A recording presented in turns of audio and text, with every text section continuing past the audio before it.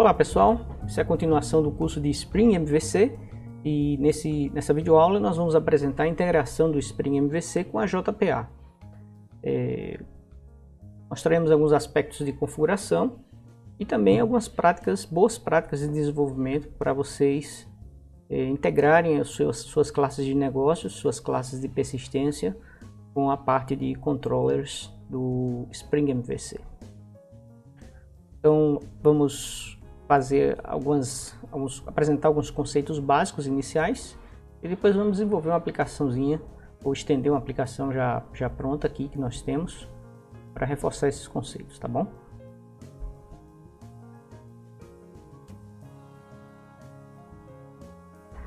Bom, então primeiro vamos começar com alguns conceitos básicos, né? A parte de configuração e a parte de transações, que é bem tranquila usando o Spring MVC e JPA. Você não precisa praticamente fazer nada e já está tudo pronto. Vocês devem lembrar que lá no JSF a gente tinha que usar o CDI, tínhamos que implementar uma anotação de transação, tínhamos que implementar um interceptador, né, para realizar a limpeza aqueles boilerplate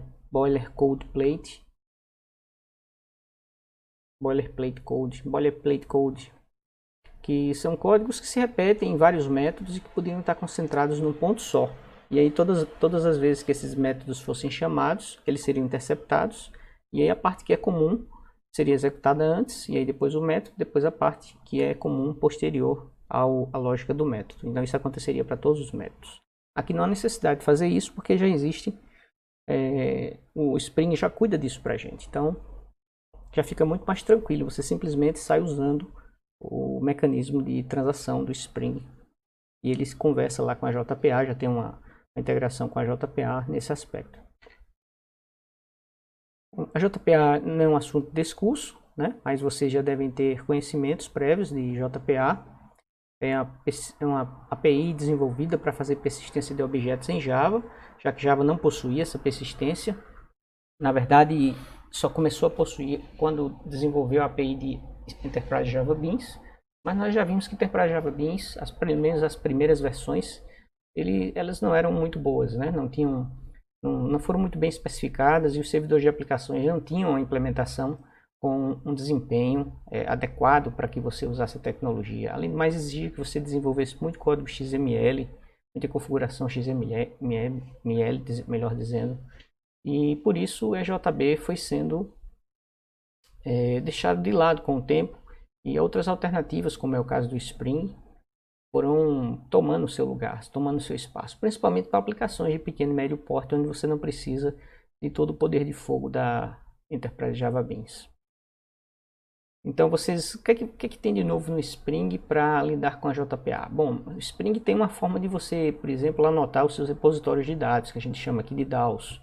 Então, existe uma anotação específica chamada repository, onde você indica ao Spring, olha, isso aqui é um repositório de dados, então eu posso injetá-lo em uma outra classe, tá? Essa outra classe pode ser injetada em outra classe e por aí sucessivamente, dependendo do nível de camadas que eu queira na minha aplicação. Uma outra coisa interessante também da JPA é que a gente está acostumado a ter um arquivo persistence.xml lá dentro da pasta, um projeto que segue o padrão do Maven, né? Dentro da pasta source main resources, você cria uma subpasta metainf, tudo maiúsculo, e dentro dela você põe o arquivo persistence.xml. É nesse arquivo persistence.xml que você especifica várias coisas da sua conexão com o banco de dados. A URL de conexão com o banco de dados ou o data source, caso você esteja usando um servidor de aplicações. Se você está usando simplesmente um servlet container como um Tomcat, você tem que colocar toda a URL de conexão com um banco de dados. Qual é a desvantagem disso? A desvantagem disso é que toda vez que você for alterar o banco de dados da aplicação, né, na hora que você está desenvolvendo, você desenvolve no banco de testes. Na hora que você vai colocar a aplicação em produção, você tem que lembrar de alterar o arquivo persistence.xml para ele apontar para o banco de dados de produção. Então há um risco muito forte de você, deixando essa URL dentro do arquivo persistence.xml, você possa cometer esse erro de colocar uma aplicação em produção apontando para o banco de dados de teste. Então tudo que as pessoas fizerem vai estar indo para o banco de dados de teste, não no de produção. Na hora que elas forem consultar ou outros sistemas forem usar esses dados compartilhados, os dados não existirão em produção. Então, a solução para isso é você externalizar essas informações de banco de dados e colocar no servidor de aplicações. É por isso que existe o conceito de data sources, tá? Fontes de dados. Então, você cria o data source no servidor de aplicação. E aí você vai ter um servidor de aplicação, por exemplo, na sua máquina para desenvolvimento, cujo data source aponta para o banco de dados de desenvolvimento. E na hora que você for implantar a aplicação em produção, você vai implantá-la no servidor de aplicações, que é o servidor de aplicações da empresa, de produção da empresa. Então, lá nesse servidor de aplicações de produção, o data source que você configurou lá nele está apontando para o banco de dados de produção. Então, a aplicação ela fica livre de ter essa configuração dentro dela. Você passa a responsabilidade para o servidor de aplicação, tá? Inclusive, isso é até bom porque se na sua empresa, por exemplo, tem uma pessoa responsável pelos dados, como um DBA, né? Um Database Administrator, alguém que tem as chaves dos bancos de dados, as passwords dos usuários de administração do banco de dados, que é quem cria os bancos de dados, os esquemas, etc. Então, essa pessoa fica responsável por configurar esses data sources nos ambientes de produção, tá? Então, você, como desenvolvedor, você não teria acesso a essa informação e, com isso, você aumenta a segurança de um dos principais ativos da sua empresa, que é a informação, tá? Se a sua empresa é do tipo pequena, ainda assim é vantagem, né, que você tenha as duas coisas separadas, tá? Um servidor de aplicação na sua máquina para desenvolvimento, apontando para o banco de dados de teste, e o servidor de aplicações oficial da empresa de produção, apontando para o banco de dados de produção. E então nós configuramos a parte de JPA nesse arquivo persistence.xml. É aí que você põe a URL de configuração, algumas propriedades como se é para criar ou não as tabelas do banco de dados. O Hibernate permite esse tipo de coisa através de propriedades específicas do Hibernate, né? Qual é o dialeto do banco que você está usando, se é Oracle, se é MySQL. Que mais? Você pode pedir para ele exibir ou não as mensagens do SQL que ele vai gerando à medida que ele vai passando à medida que o Entity Manager vai executando os comandos de insert, de merge e de delete, né? E as queries também. Então isso é bom estar ativado na fase de desenvolvimento para você ver se tem algum gargalo de desempenho, por exemplo, ou até mesmo para você fazer debugging. Mas é bom desligar isso quando o sistema for para produção. Então, todas essas informações você põe no arquivo persistence.xml. Aqui a gente vai ver que a gente vai fazer diferente. Com o Spring, você escreve código Java para programar tudo isso. Você não coloca isso no XML. Tá? O Spring ele permite que você crie bins que personalizem algum aspecto da sua aplicação rodando no servidor Spring, no framework Spring. Então você pode criar uma classe de configuração, marcá-la como uma classe de configuração para o Spring saber que é uma classe de configuração, e aí o Spring vai buscar nessa classe a configuração do JPA. E aí nessa classe você pode marcar alguns métodos com a anotação @bin para dizer, olha, esse é o bin que gera a fábrica de Entity Managers, esse é o bin que gera a parte de configuração complementar que eu colocaria no arquivo persistence.xml. Então você programa esses objetos na classe de configuração e quando o Spring precisar de uma fábrica de Entity Manager, ele vai lá na sua classe, executa aquele método, pega o objeto e cria internamente a fábrica de Entity Managers que ele precisa para gerar os Entity Managers, tá? Que seus DAOs, em última análise, utilizarão. Perfeito? Nós vamos ver isso aí em código, mas vocês fiquem sabendo que a gente não vai usar um arquivo persistence.xml, a gente vai fazer isso tudo via a forma como o Spring trabalha. Dá para fazer usando o arquivo persistence.xml, Fred? Dá, mas você vai ter que fazer mais outras configurações para dizer para o Spring, olha, eu não quero que você, eu não quero programar como é que a minha conexão do Spring com o JPA vai acontecer. Eu quero que você leia o arquivo persistence.xml e vai estar tudo lá do mesmo jeito como eu venho fazendo para outros sistemas que não são Spring, certo? Então tem como fazer sim.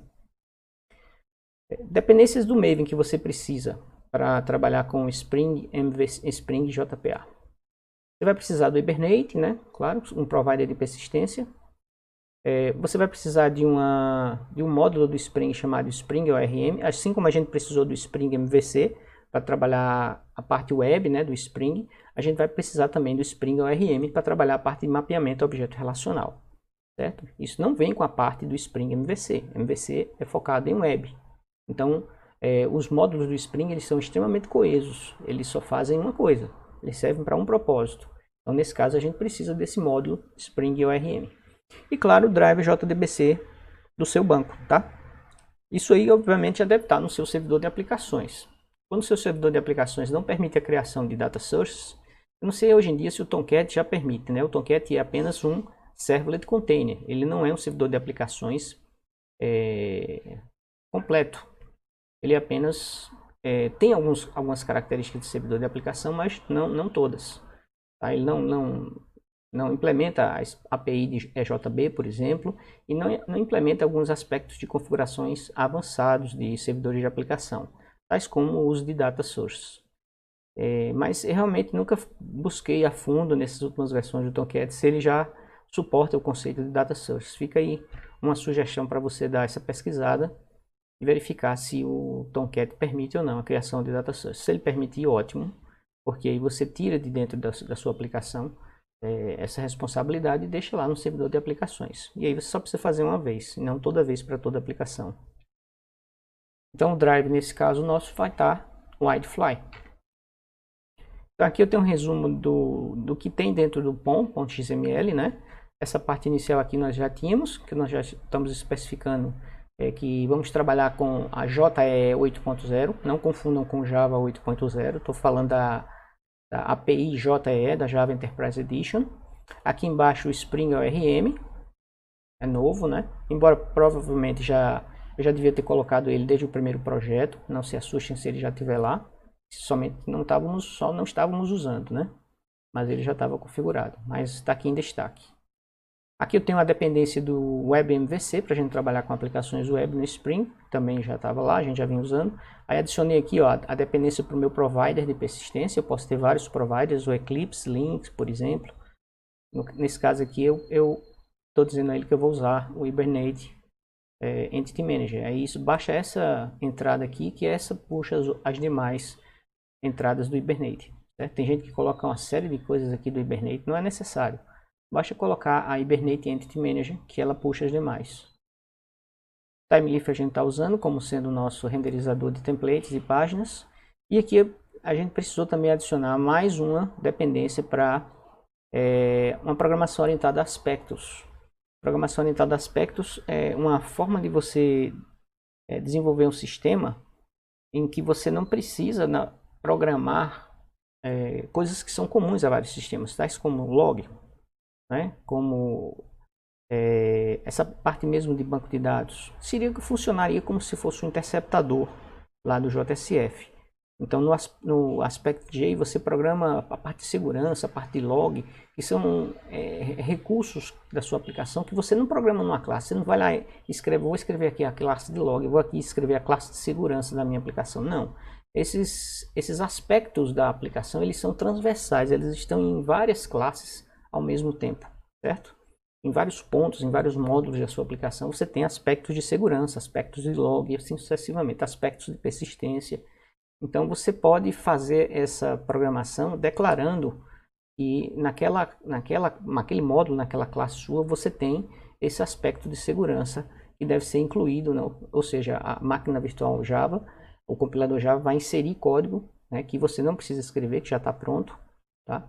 Para incluir esses aspectos de segurança. Ou então você pode escrever esses códigos, né, gerar suas próprias anotações e criar seus próprios aspectos. Então, esse daí especificamente é para você poder usar a parte de generics que a gente vai precisar nos DAOs, no Spring, em tempo de execução. Então, a gente vai precisar dessa dependência para esse ponto específico aí da nossa implementação, tá? Porque a gente vai usar generics. Os nossos DAOs serão parametrizados com generics. Eu vou criar um generic DAO e depois eu vou particularizar esse generic DAO para DAOs específicos. Aluno DAO, turma DAO, horário DAO, etc. E aí essa parametrização precisa persistir não só na parte de compilação, mas também na parte de execução. Então eu vou precisar desse elemento aí para poder comunicar isso ao Spring. Bom, toda a parte de JPA a gente começa com o mapeamento das entidades do domínio do problema. Depois que a gente conhece, né, faz aquela análise de requisitos e conhece a entidade do domínio do problema, a gente sabe quais quais são essas entidades. O próximo passo seria mapeá-las com a JPA. Isso também não é objetivo do nosso curso, da nossa disciplina, mas aqui eu tenho um exemplo de uma classe aluno, né, que a gente vai trabalhar com ela, mapeada já, pronta para ser persistida lá no banco de dados relacional. Ela sempre tem que ter uma chave primária, que é anotada por esse @id. Você pode ou não dar nomes às colunas do banco. Se você não der nome, ele vai gerar com o nome das propriedades da sua classe, né, das variáveis de instância. No caso aqui, nome, matrícula. Não é nem das variáveis, é das propriedades, do método get. O método get, que tiver depois do nome da palavra get, é uma propriedade da sua classe de entidade. Tá? Essas anotações você pode colocar tanto nas variáveis de instância, quanto também nos métodos get. Eu prefiro nas variáveis de instância, porque fica logo no topo da classe. Aqui na parte de data de nascimento, além do nome da coluna, eu coloquei mais duas anotações. Essa temporal, para dizer que eu quero guardar só a data, não a data e a hora, nem o timestamp. E essa daqui, que é do Spring, e eu especifico em que formato eu vou recolher. O usuário deve digitar a data e, se eu precisar exibir uma data no campo input, como é que essa data vai aparecer. Se eu não usar essa anotação aqui do Spring, ele vai dar um toString na data e vai aparecer aquela data completa com todas as informações em inglês, primeiro mês por extenso, aí vírgula, no final dizendo Greenwich Mean Time mais tanto por cento, menos tantas horas, mais tantas horas, etc. Certo? E aqui eu tenho os gets e sets. Essa classe aí continua, não vou mostrar gets e sets aqui porque não tem nada a adicionar. E aí chega a parte de configuração, em que eu preciso dizer para a minha aplicação que eu vou trabalhar com a JPA. Tá? Então eu faço isso na classe app web configuration. Essa classe a gente já tinha na primeira videoaula, né, sobre Spring. A gente define aspectos de configuração da classe de aplicação, de uma classe de configuração para recursos web. E nessa classe, por exemplo, eu digo que eu estou habilitando o Spring MVC, né? É uma classe de configuração, estou habilitando o Spring MVC, vou pular esse vermelho aqui por enquanto. E lembram do elemento Component Scan? O Component Scan ele diz aonde é que tem, em que pacotes existem classes que são componentes do Spring, que o Spring vai ter que instanciar, vai ter que controlar o ciclo de vida dele. Quando eu pedir para o Spring, injeta aqui esse componente para mim, Spring. Onde é que o Spring vai procurar esse componente? Certo? Então tem duas formas de fazer isso. Eu tinha mostrado a primeira forma, na primeira aula sobre Spring, que era usando o atributo Base Packages. E aí você passava um string que é com o nome dos pacotes que ele deveria escanear. Se eu colocasse um pacote de mais alto nível, ele procuraria dali para frente, em todos os subpacotes daquele pacote. Aqui eu estou usando outro atributo. Em vez de usar o Base Packages, vejam lá o Base Packages no vídeo anterior, né, de Spring, eu estou usando o Base Package Classes. Como é que funciona o Base Package Classes? Eu acho que até cometi um erro ao explicar ele no slide passado. Aqui eu cito o nome das classes em cujos pacotes o Spring deve procurar por classes de configuração. Não são apenas essas classes que ele vai procurar. Ele não vai procurar apenas na classe aluno controller. Se eu tiver, por exemplo, 10 controllers num pacote, vamos supor aqui, ó, BR, Edu, IFPB, PWeb2 Acadêmico, Spring Controller. Eu tenho esse pacote. Essa primeira classe aqui, aluno controller, está lá dentro. E além dela eu tenho mais 10 outras classes de controladores. Ele vai procurar pelas outras 10 classes de controladores, porque ele vai procurar neste pacote aqui, ó. Ele procura no pacote da classe que eu citar aqui. Então eu só preciso citar uma classe de cada pacote que tem componentes Spring. Então se esse pacote tem componentes Spring, eu escolho uma classe dele. Escolhi aqui no caso aluno controller, que foi o primeiro controller que eu fiz, e coloquei aqui dentro. Então todas as outras classes de controladores eu não preciso mais configurar, tá? Aqui é a mesma coisa, ó. Em BR, Edu, IFPB, PWeb2 Acadêmico, Business Service, eu tenho também classes que são gerenciadas pelo Spring, são chamadas serviços. São classes que eu anoto com a anotação @service. Para que eu digo isso? Para dizer para o Spring que aquilo é uma classe de serviço. Eu posso injetar essa classe de serviço, por exemplo, num controlador. A classe de serviço tem a lógica de negócio e o controlador é o ponto de chamada do Spring na hora que o request HTTP chega. Então, para não escrever código de negócio aqui no controller, eu crio uma classe de serviço, tá? Um aluno serviço, por exemplo, que tem todas as operações que eu posso fazer com o aluno, tá? E aí o serviço eu uso no controller. O controller fica responsável apenas por gerenciar aspectos web do MVC, tá? Do Spring MVC. Então essa classe aqui, ó, alunoservice.class, ela está aqui dentro. Se eu criar outras classes de serviço, eu não preciso mais vir aqui na classe app web configuration e adicionar outra classe, porque basta uma representante de cada pacote para que o Spring passe a escanear o pacote como um todo. Por fim, eu tenho outros elementos do Spring, que são chamados repositórios, que a gente chama aqui de DAO, e eles estão na classe, no pacote BR-Edu e FPB PWeb2 Acadêmico DAO. Então eu tenho uma representante aqui dessa classe, que nesse caso foi a interface e generic DAO, que eu coloquei aqui dentro. Então eu vou ter outros elementos aqui dentro desse pacote, que também serão escaneadas como sendo DAOs, porque estão com a anotação @repository sobre elas, tá? Então a vantagem de usar Base Package Classes é que primeiro, aliás, a única vantagem que tem, né, mas é uma vantagem importante, é que se eu digitar o nome da classe errada, o compilador verifica, ele dá um erro. Ele vai dizer, ó, faltou um R aqui, essa classe aluno controller não existe. Então eu vou e corrijo aqui. Então você já sabe que aquela classe existe ou não. Se você passa o nome do pacote, aquilo é só um string. O Spring só vai analisar aquele string na época em tempo de execução. Em tempo de compilação é um string para ele, e ele não vai atrás de analisar se o nome do pacote está correto ou não. Então há uma vantagem em usar Base Package Classes sobre Base Packages, certo? Base Packages, você também, a vantagem dele é que você pode colocar somente o nome do pacote raiz, BR, Edu e FPB PWeb2 Acadêmico, pronto, parou aqui. E ele vai varrer todos os subpacotes, tá? Mas isso é um preço. Sua aplicação vai ficar mais lenta em tempo de execução, porque o Spring vai ter que procurar em vários pacotes até achar um componente. Aqui ele só vai procurar nesses 3 pacotes, ó, porque tem uma classe representando cada um desses pacotes aqui em Base Package Classes, tá certo? A gente fica por aqui, e aí no próximo vídeo nós continuamos a ver a parte de Spring com JPA. Até lá!